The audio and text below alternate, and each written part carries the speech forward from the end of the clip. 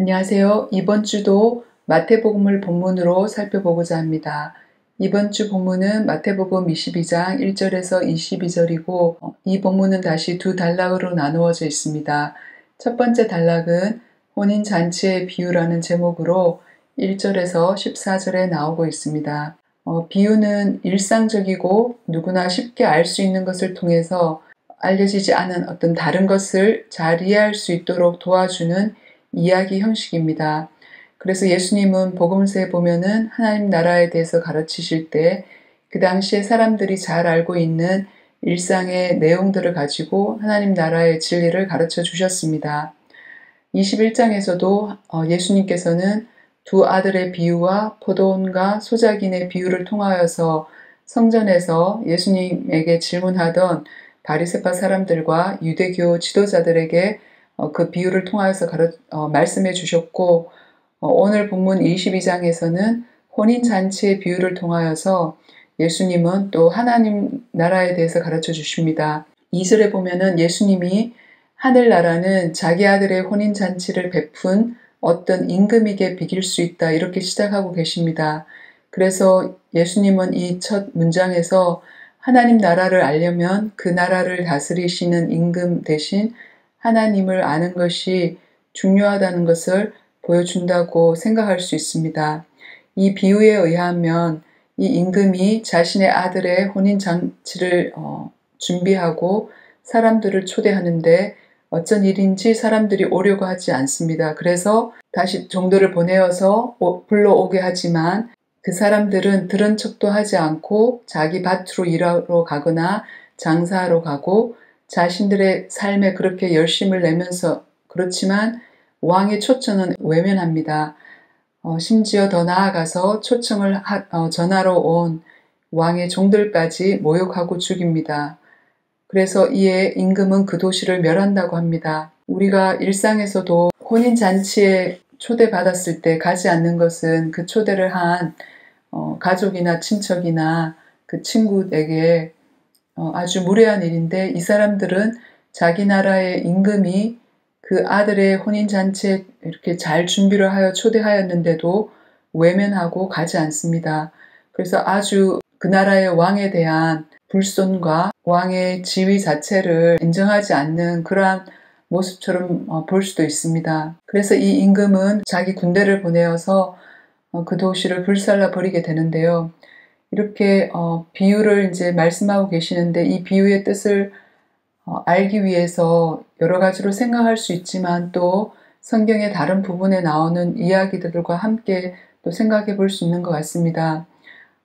이 비유에 나오는 임금처럼 하나님도 이스라엘 자신의 백성을 하나님이 준비하신 잔치에 초청하였지만 이스라엘 백성은 하나님을 계속해서 떠나서 다른 이방의 신들에게도 가고 그런 일을 계속하다가 구약시대에 보면은 결국 이스라엘이 아수르와 바벨론에게 망하게 됩니다. 구약에서 예언하던 메시아 예수님이 마침내 오셨지만 이번에도 메시아를 영접하지 않습니다. 그래서 예수님은 이렇게 바리새파 사람들과 유대교 지도자들에게 많은 것을 말씀하셨지만 그들은 율법을 공부하면서도 연구하면서도 그 율법에서 말하고 있는 메시아가 이렇게 자신들의 눈앞에 있는데 그분을 모시지 않고, 예수님은 이제 며칠 후에 십자가에 돌아가시는데 그렇게 예수님이 돌아가신 때로부터 한 40년 정도가 지난 후인 주후 70년에 실제로 로마여에서 예루살렘은 함락당하고 완전히 불타버리고 망하게 됩니다.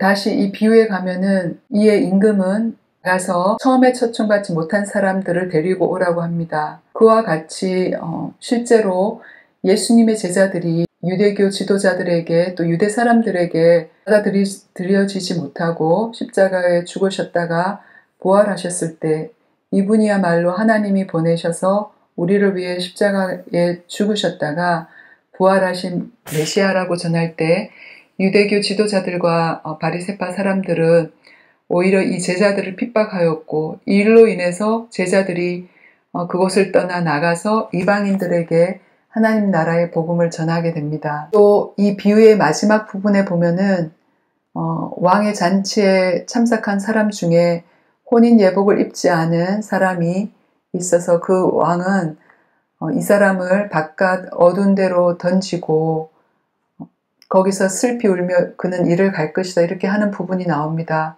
그래서 어찌 보면 아주 심하게 대하는 것 같은데 성경에는 우리가 하나님에게 나아갈 때 우리의 의로 우리가 율법을 지키고 우리가 행한 어떤 일로 인한 공로로 나아가는 것이 아니라 그리스도를 옷 입고 나간다고 갈라디아서 3장 27절에 나옵니다. 여러분은 모두 침례를 받아 그리스도와 하나가 되고 그리스도를 옷으로 입은 사람들이기 때문입니다. 이렇게 나오고 또 그리스도로 인하여서 새 사람을 입은 우리는 하나님의 형상에 따라 새로워져서 삶의 모습에도 그것이 드러난다고 골로새서 3장 10절에서 12절에 나옵니다. 새 사람을 입으십시오. 이 새 사람은 자기를 창조하신 분의 형상을 따라 끊임없이 새로워져서 참 지식에 이르게 됩니다. 그래서 12절에 그러므로 여러분은 하나님의 택하심을 입은 사랑받는 거룩한 사람답게 동정심과 친절함과 겸손함과 온유함과 오래 참음을 옷 입듯이 입으십시오. 그래서 이 혼인 예복을 입지 않은 사람은 이렇게 성경에서 말하는 하나님께 나아갈 때 옷 입어야 할 것들 그리스도로 옷 입고 또 하나님을 닮아서 새로워지는 이 새 사람을 입고 나아가지 못한 것이 아닌가 생각해 볼 수 있습니다.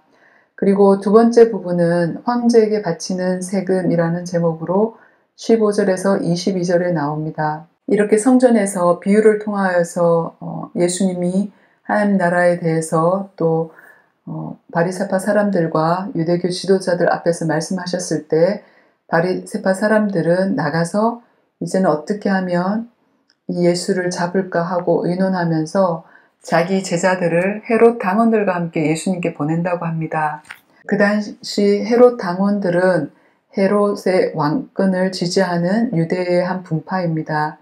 예수님 당시에 헤롯은 헤롯 안디바입니다. 갈릴리와 베레아를 다스리고 또 로마 정권을 의존하고 있던 이 헤롯 안디바를 추종하는 자들이 헤롯 당원들인데 이에 반해서 바리새파 분파는 이방인들을 꺼리는 사람들이기 때문에 이렇게 로마 정부의 호의적인 헤롯 당원들과는 어울릴 수 없는 자들입니다. 이렇게 함께 평소에는 뭉칠 수 없는 이 두 분파 사람들이 예수님을 올무에 걸리게 하려는 같은 목적으로 뭉쳐서 함께 예수님께 옵니다. 그래서 같은 사건을 기록하는 누가는 누가복음 20장 20절에서 그들은 예수를 총독의 치리관과 사법권에 넘겨주려고 하는 의도로 예수님께 접근했다고 적고 있습니다. 이렇게 온 사람들은 예수님에게 이런 질문을 합니다. 황제에게 세금을 바치는 것이 옳습니까? 옳지 않습니까?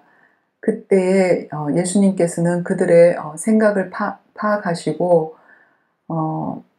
그들의 겉과 속이 달랐기 때문에 위선자들이라고 말씀하시면서 세금으로 내는 돈을 보여달라고 합니다. 그 당시 세금으로 낼 때 사용하는 데나리온 그 은전에는 로마 황제의 초상과 이름이 새겨져 있다고 하는데 그렇기 때문에 예수님께서 이 초상은 누구의 것이고 적힌 글자는 누구를 가리키냐고 물으셨을 때 이 사람들이 황제의 것이라고 대답합니다. 그래서 예수님께서는 황제에게 세금을 내는 것이 합당하다고 대답하면 로마로부터 독립을 바라는 유대인들이 등을 돌리게 되고 또 반대로 합당하지 않다고 말하게 되면 이것은 로마의 황제에게 반기를 들게 되기 때문에 두 대답 다 하면 어려움에 빠지게 되는 그러한 이들의 올무입니다. 그렇지만 예수님은 이렇게 은전을 바라보면서 질문하고 그들의 답을 듣고 나서는 유명한 그 대답을 하십니다. 황제의 것은 황제에게 돌려주고 하나님의 것은 하나님에게 돌려드리라는 이 대답을 들었을 때 이들은 자기들의 책략을 벗어나서 예상치 못했던 이 놀라운 대답에 탐복하면서 예수님을 남겨두고 그 자리를 떠나갔다고 이렇게 적혀 있습니다. 그래서 예수님께서는 하나님이 온 세상의 왕이시고 로마 황제의 권세도 또 유대인들의 그 종교 지도자들의 권력도 모두 하나님, 왕 대신 하나님의 통치 아래 있다는 것을 또 생각해 주십니다.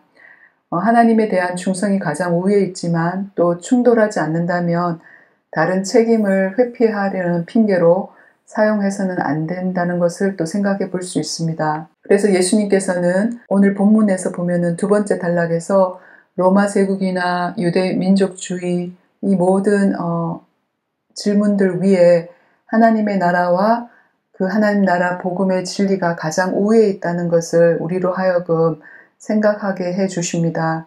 그래서 이번 주는 마태복음 22장 1절에서 22절을 살펴보면서 첫 번째 예수님께서 해주셨던 그 혼인잔치의 비유와 어떻게 예수님께서 바리새파 사람들과 헤롯 당원들이 책리학으로 들고 온 이 질문에 대답하셨는지를 함께 살펴보았습니다. 그럼 여기서 마치겠습니다. 안녕히 계세요.